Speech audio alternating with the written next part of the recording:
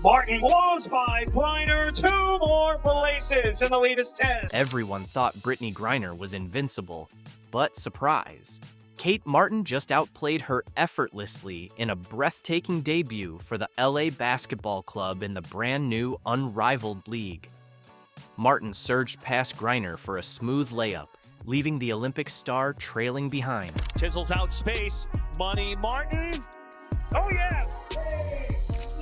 You gotta love Money Martin. Kate Martin, just an excellent shooter. She runs the floor so well. One of the things that Coach Wade talked about was coming into this league being in shape, and Kate has done a great job of being prepared and running the floor. But that was only the beginning.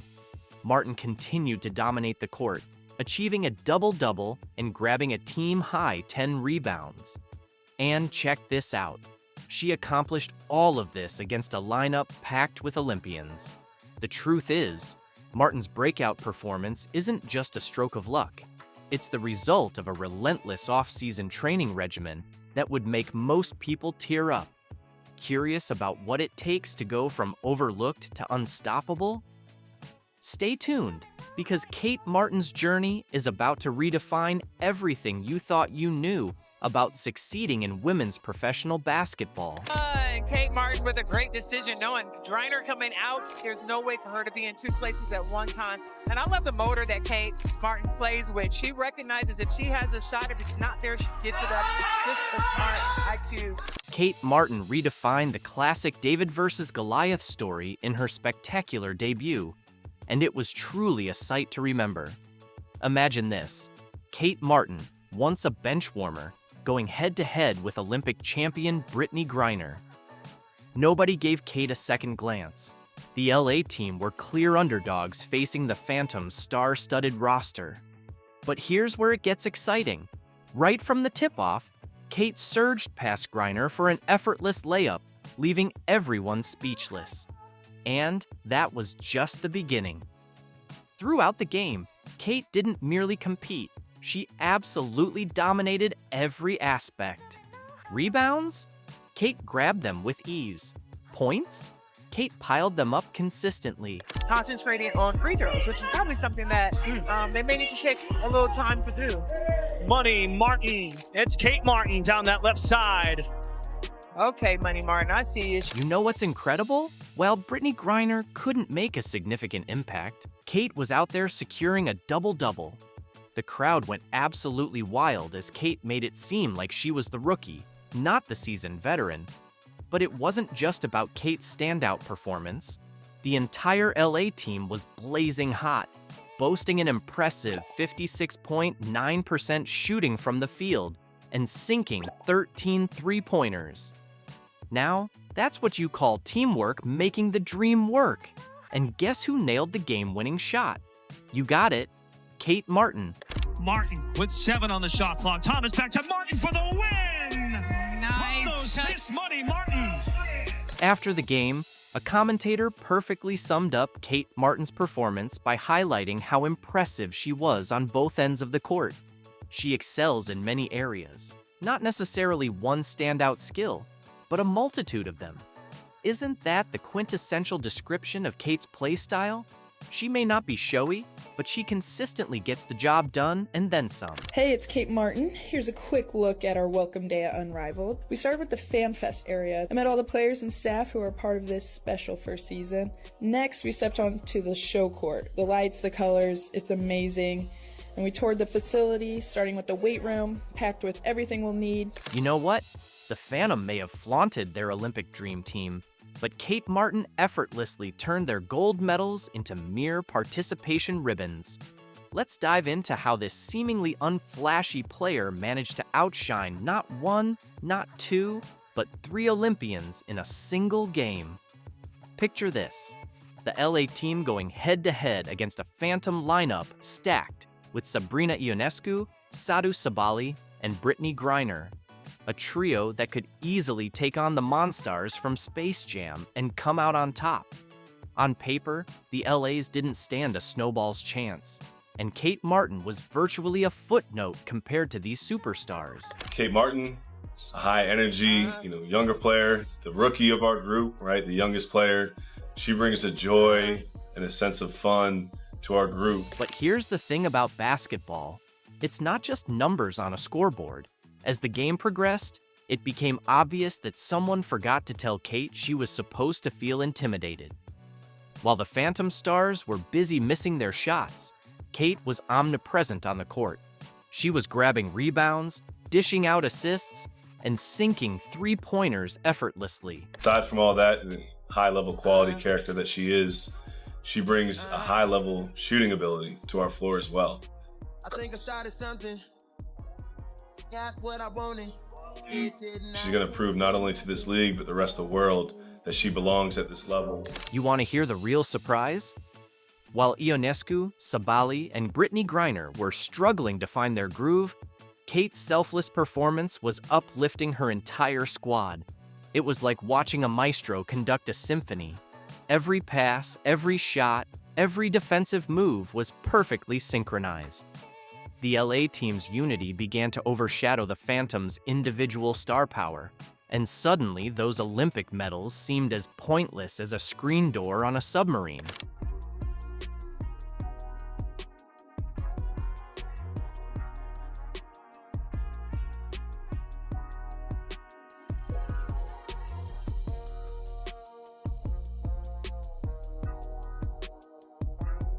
The Laces were a finely tuned machine, demolishing the Phantom with a final score of 86-48. You heard that right, a staggering 38-point blowout. Kate's former Las Vegas Aces teammate Tiffany Hayes joined the fray, securing her own double-double with 14 points and 10 assists. All-WNBA star Alyssa Thomas added 18 points, while Kayla McBride was on fire, pouring in 28 points and sinking 7 three-pointers. Stephanie Dolson capped off the team's performance with 14 points of her own. Let's be honest for a moment, absolutely nobody, and I mean nobody, saw this coming. Analysts had been scrambling to praise the Phantom's star-studded roster, but while they were busy polishing their all-star trophy cases, Kate Martin was in the gym, preparing to turn their predictions into nothing but confetti. Excellent play. They have had great connection three. Here it is again, Alyssa Thomas. Just easy bounce pass. Smart heads-up play by Money Martin to finish for the win. Can you believe it? When the final buzzer echoed, Kate had outshined Sabali and Griner combined. Yep, you heard that correctly. Our very own Kate, once expected to linger on the bench, delivered superior stats across the board compared to two of the league's most celebrated stars. But wait, there's more!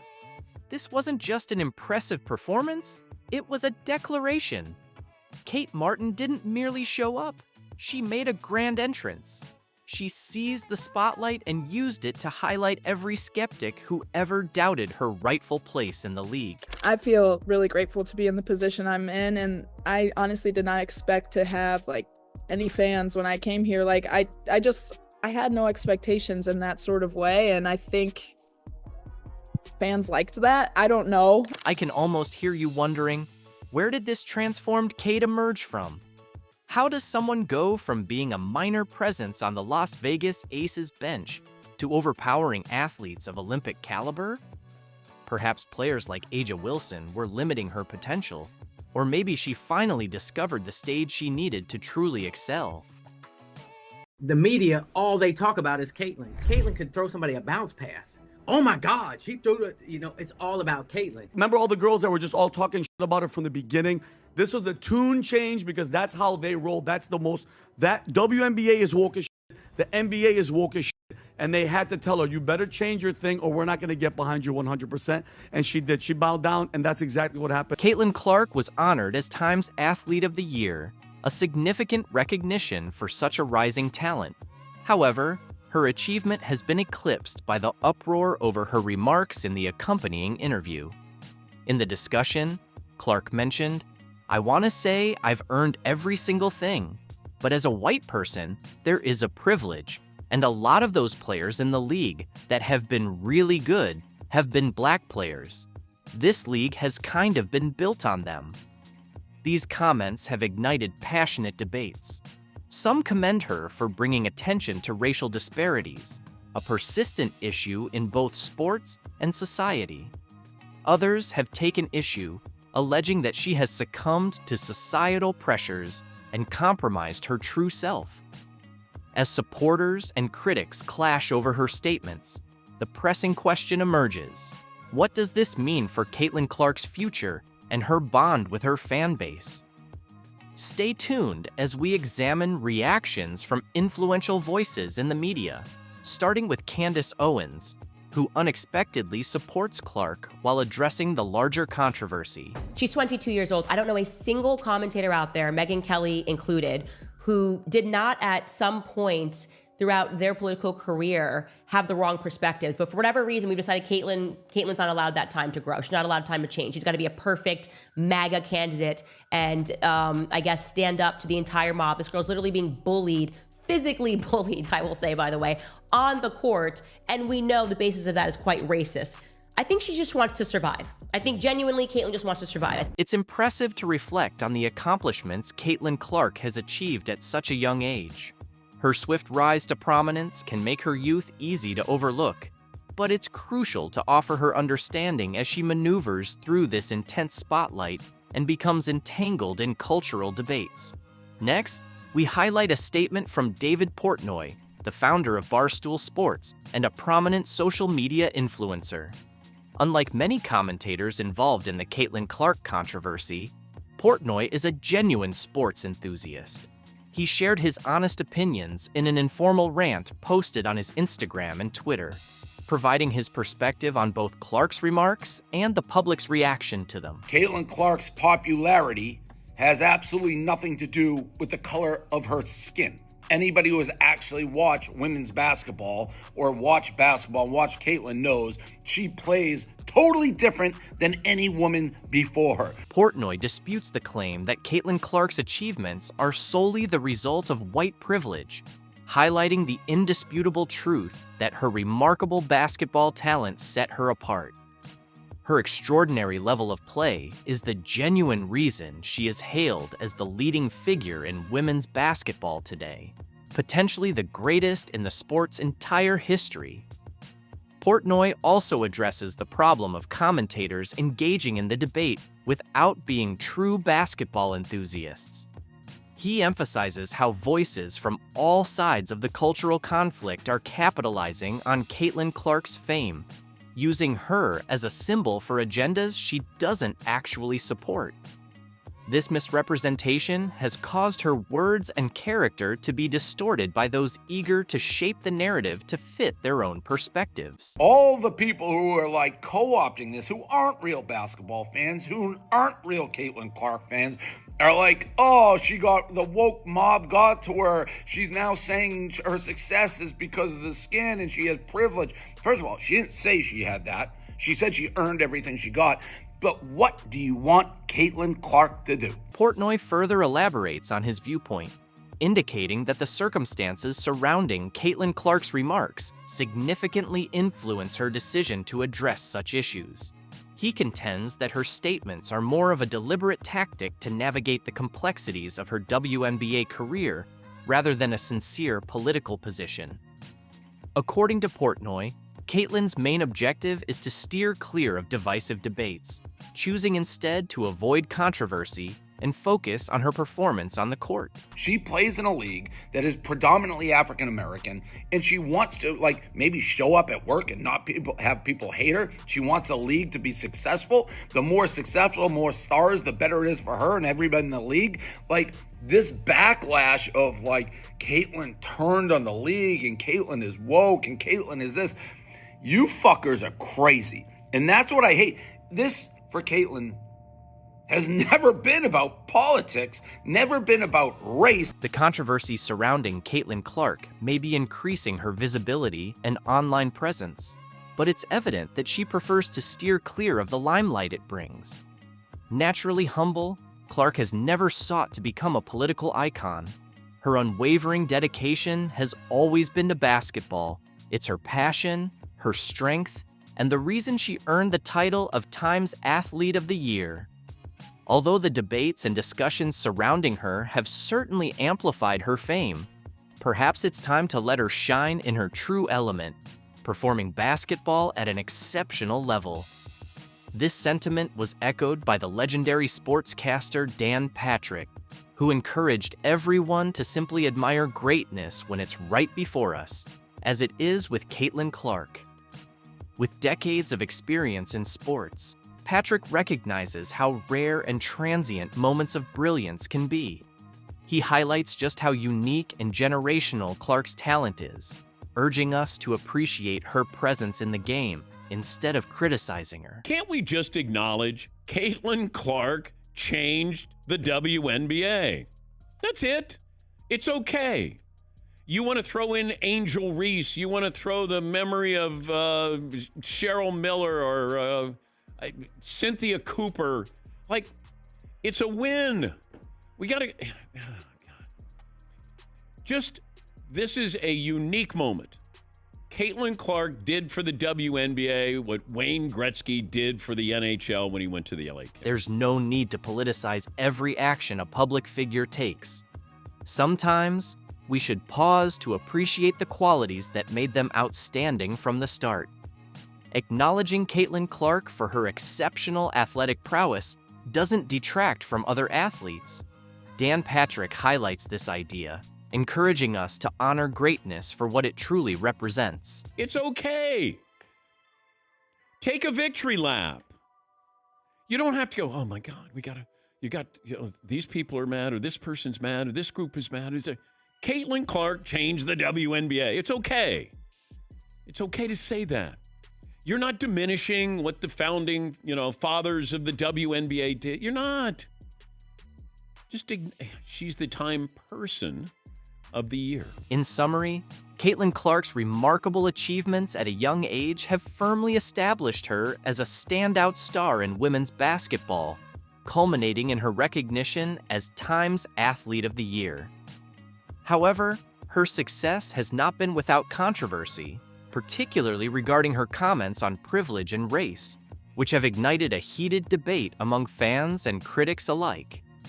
David Portnoy has emerged as a key voice in her defense, emphasizing that Clark's extraordinary talent is the true foundation of her acclaim and criticizing those who exploit her fame for ulterior motives. Meanwhile, legendary sportscaster Dan Patrick echoes the sentiment that Clark should be celebrated for her unparalleled basketball skills, rather than being entangled in political discourse.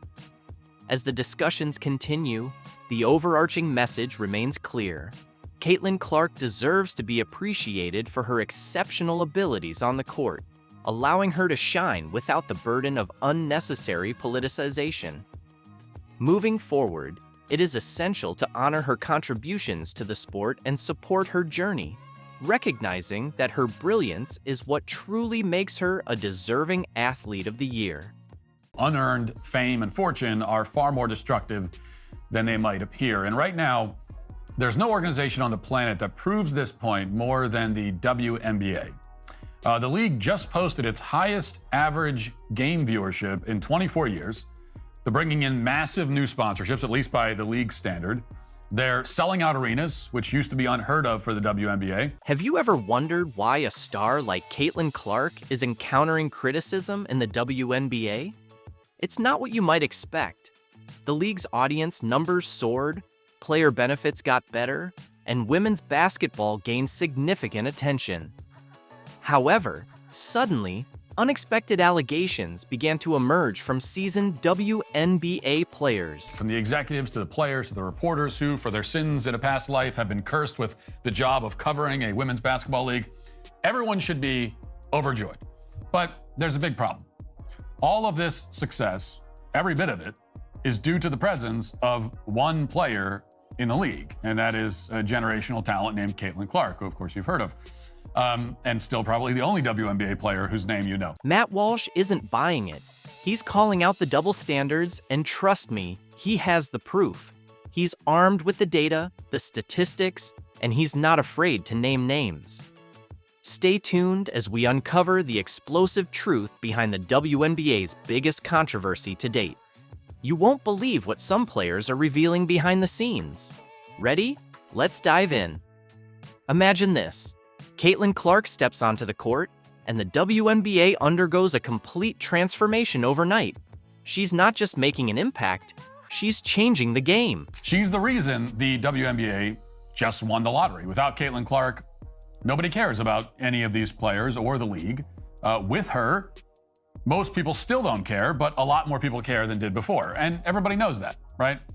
Therefore, everyone in the league other than Caitlin Clark is doing exactly what so many lottery winners do. They're allowing all of their worst personality traits to surface because they just can't help themselves. The WNBA is undergoing an unprecedented boom. Viewership has soared to record-breaking heights, leaving executives in awe. Stadiums are packed to capacity, generating an electric energy that was once unimaginable in the WNBA. It's as if someone hit a power switch, and suddenly women's basketball has become the hottest ticket in town. You know, there are a lot of stories out there about lottery winners who go on to destroy their lives. Something like 70% of them supposedly go bankrupt within a few years. It's not hard to see how that would happen. When you give a lot of money and attention to a person who didn't earn any of it, that person doesn't suddenly change overnight. Instead, more often than not, all of their worst character traits are amplified 10 times over, and in many cases, that leads to a very public and humiliating collapse. This is a principle that doesn't just apply to individuals, it turns out. It applies to organizations, too. This surge in popularity is bringing in significant investments. Sponsorships and major deals are flooding in like never before. It's as though the floodgates have opened, and everyone wants a slice of the WNBA action. Players are enjoying enhanced benefits, and the league is attracting attention from unexpected sources with a surge of new fans. But here's the kicker. Not everyone is celebrating. Some players are voicing their frustrations. Can you believe it? Amidst all this success, underlying discontent is starting to surface. There's been a lot of resentment in this league lately, in particular since the season began. And the thing about resentment, as we all know, is that it tends to fester over time. It gets worse and worse. That's exactly what we're seeing now. It's truly perplexing. On one side, the league is finally gaining the recognition it has been yearning for. On the other, some players seem discontent with the very achievements they've been striving toward. Why? That's the million-dollar question. Are they envious of Clark's sudden rise to stardom? Concerned about what this means for their own careers? Or is there something more beneath the surface? Race hysteria in the WNBA has somehow reached yet another inflection point. The league is currently in the midst of what really might be the single most contrived racism scandal, certainly in any professional sport, at least since the fake noose in Bubba Wallace's garage. Specifically, a bunch of WNBA players have come out claiming that they've been victimized by racial slurs and other forms of racist attacks. Like, a lot of players are claiming this. Imagine this. The WNBA is soaring on an unprecedented wave of popularity, and then a bombshell hits that shakes the league to its very foundation. We're discussing explosive accusations of racism that threaten to dismantle women's basketball. It's like striking a match in a room filled with gasoline. How do you feel about what has happened over the past year with the W since you first came in to where it is now? And obviously the game has grown and there's new fans, but how do you appreciate the new fans without all the noise that's coming with them? I appreciate the new fans that sit there and yell racial slurs at myself, my teammates, and the people that I play against, because yeah, those might be opponents, but those are friends too. You know, they don't deserve that. So I don't appreciate the new fans. I think it's okay to do that. Brittney Griner, one of the league's biggest stars, steps forward with a startling allegation. She claims that new fans are hurling slurs during games. Can you believe it? The question that Brittney Griner was asked was about the massive growth of this league, which was dead in the water just a year ago and had been dead for its entire existence. And the reporter asked, "What do you think of all the new fans?" And in any other context, when someone says, what do you think of all the new fans that are coming in? Usually it's, oh, it's great. We love how everybody is supporting the league and we're so grateful. None of that. Instead of some gratitude, some appreciation for the people who have saved the WNBA, who pay to come out to see bad players like Brittney Griner, instead of that, we get resentment. Now for the details. None of these racial slurs have been confirmed, even though some are alleged to have happened during games. As far as I know, none of them have been captured on camera. Interesting. There's no visual or audio proof to back any of these claims. Not a single trustworthy report either. That's highly unusual, especially considering there are cameras and smartphones at every WNBA game. Walsh isn't holding back. He's stating it exactly as he sees it, asserting that these accusations are completely fabricated. It's a daring claim, but it's making people take notice. But let's slow down for a moment. Why would players fabricate something so serious? That's the million-dollar question sparking intense debates among fans and critics alike. Are they trying to create drama? Is there something else happening behind the scenes? If there were, the videos would be all over the internet, but they're nowhere to be found. They don't exist online. So instead, we're left having to rely on the players' statements. The entire situation is causing turmoil within the league. On one side, you have players feeling wronged and calling for action. On the other, there are skeptics like Walsh demanding solid evidence before making any judgments. And in the middle of it all, the fans, the sponsors, and the future of the WNBA itself. There is a celebration right now in the WNBA dump. And of course, the party is being hosted by their pretend friends in the mainstream media.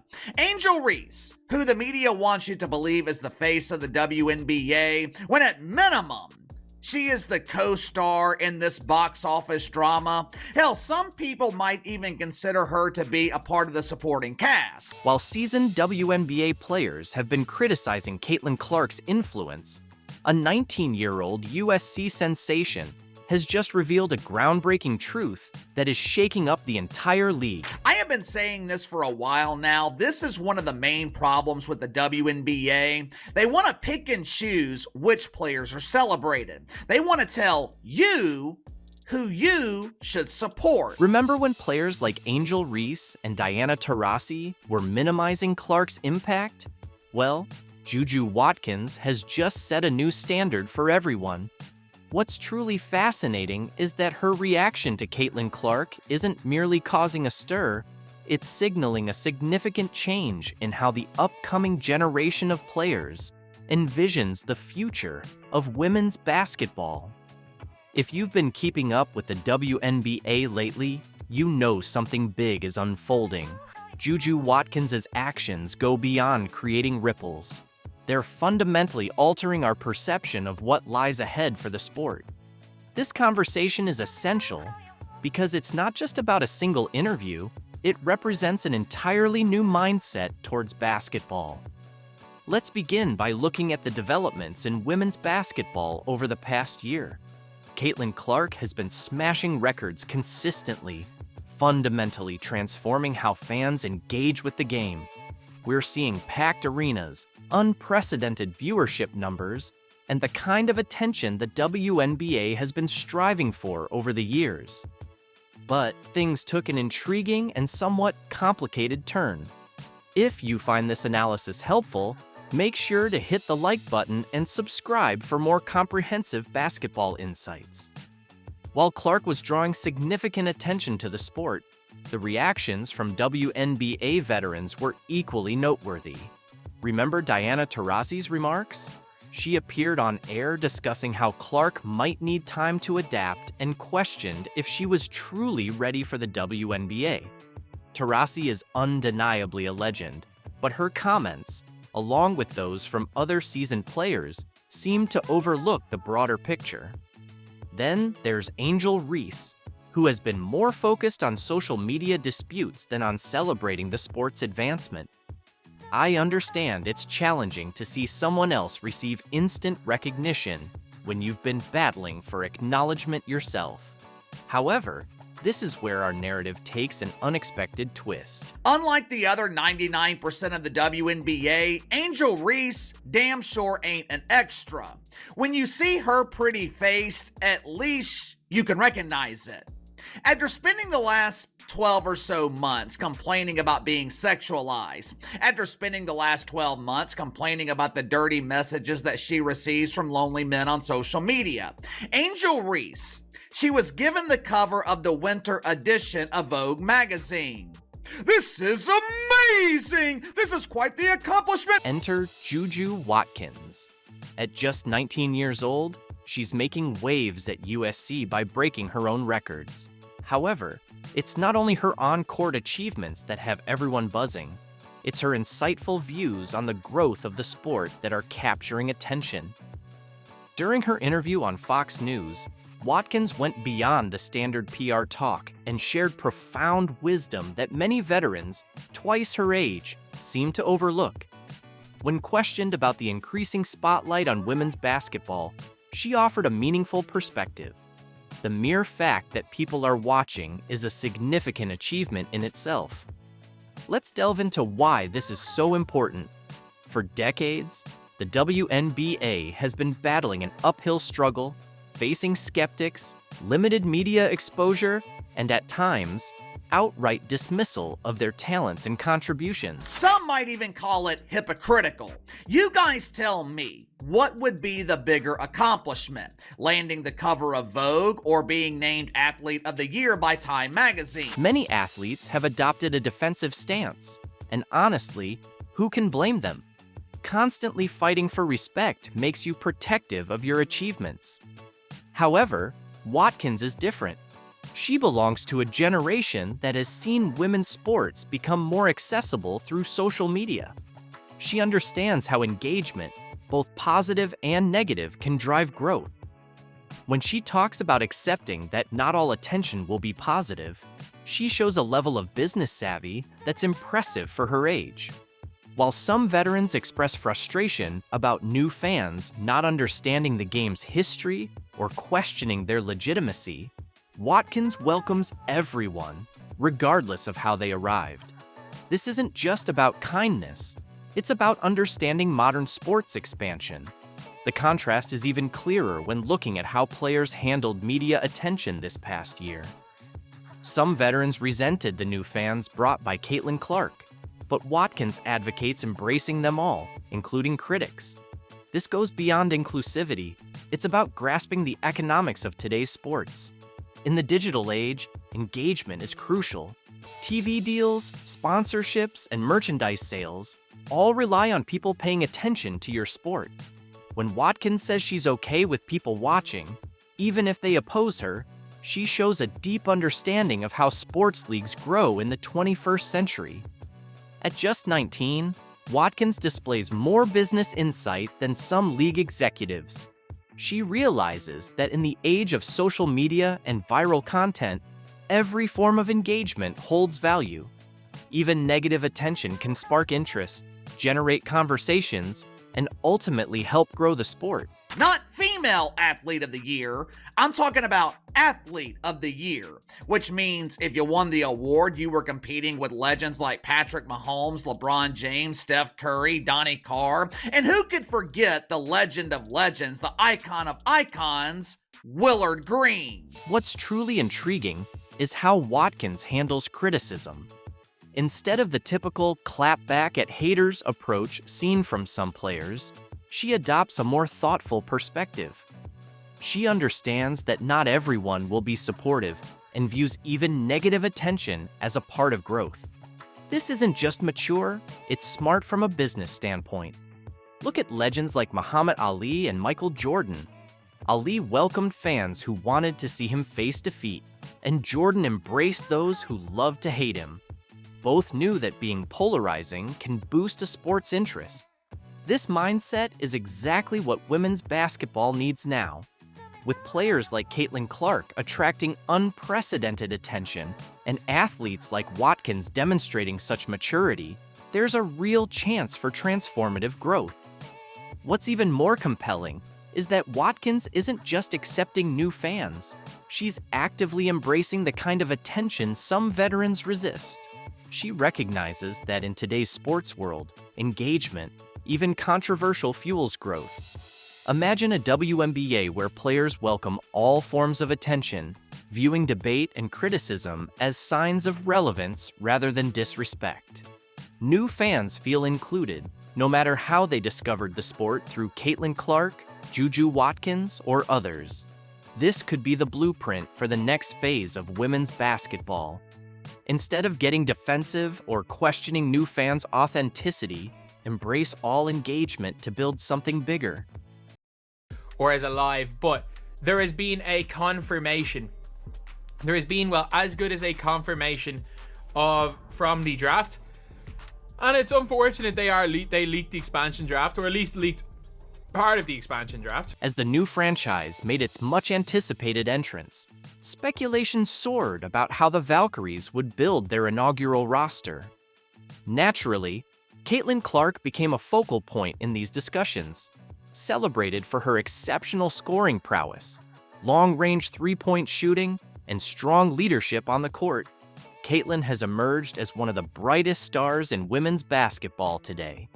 The potential addition of her talents to the Valkyries has generated tremendous buzz and anticipation among enthusiasts and analysts alike. All right, there we go. We have our first 4 names of the reveal, and there they are. And just in case you didn't pick up on it, these names are being announced in alphabetical order from the teams of the W, so there's no ranking here in terms of who's most important. Your first thought? In case you missed it, these selections are being announced in alphabetical order based on the teams, so there's no ranking in terms of importance.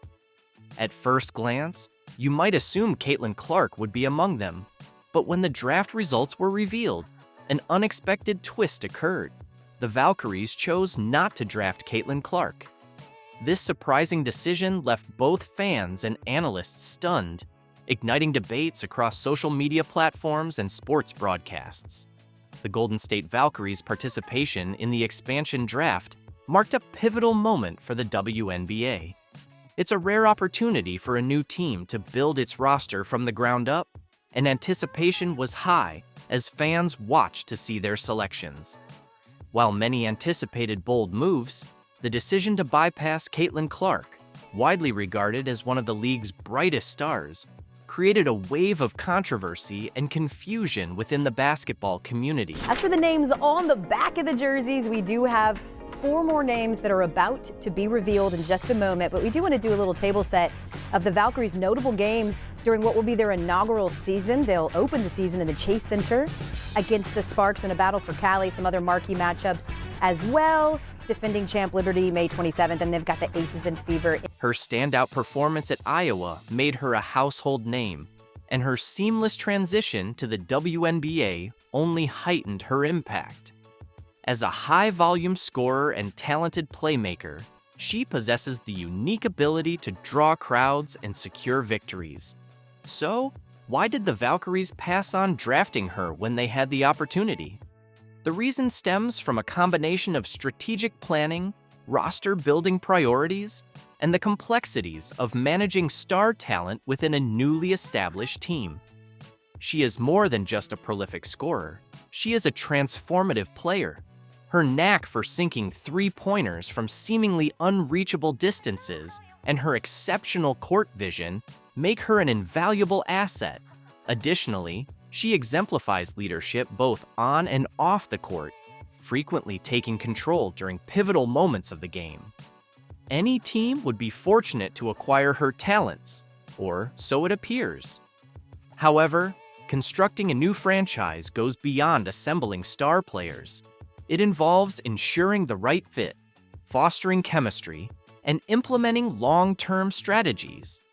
This vision necessitated selecting players who could offer versatility and balance to their roster. Opting to draft a superstar like Caitlin Clark might have seemed like a straightforward way to make headlines, but it could have interfered with the delicate task of forming a unified and cohesive team structure. A prime example of the Valkyries' strategic selection is Temi Fagbenle. As an experienced center, Fag Benley brings defensive strength and leadership qualities that are crucial for any team seeking to establish its identity. However, her selection sparked surprise because it meant that Caitlin Clark remained with the Indiana Fever. Speculation among fans suggested that Fag Benley's departure from the Fever was closely linked to Clark's increasing influence within the team. Her on-court presence attracts media coverage, drives merchandise sales, and energizes fan communities. For the Indiana Fever, she serves as a cornerstone in their rebuilding efforts. Conversely, for the Valkyries, acquiring a player of her caliber might have introduced significant challenges. Effectively managing a star athlete requires substantial resources, both financially and in terms of team dynamics.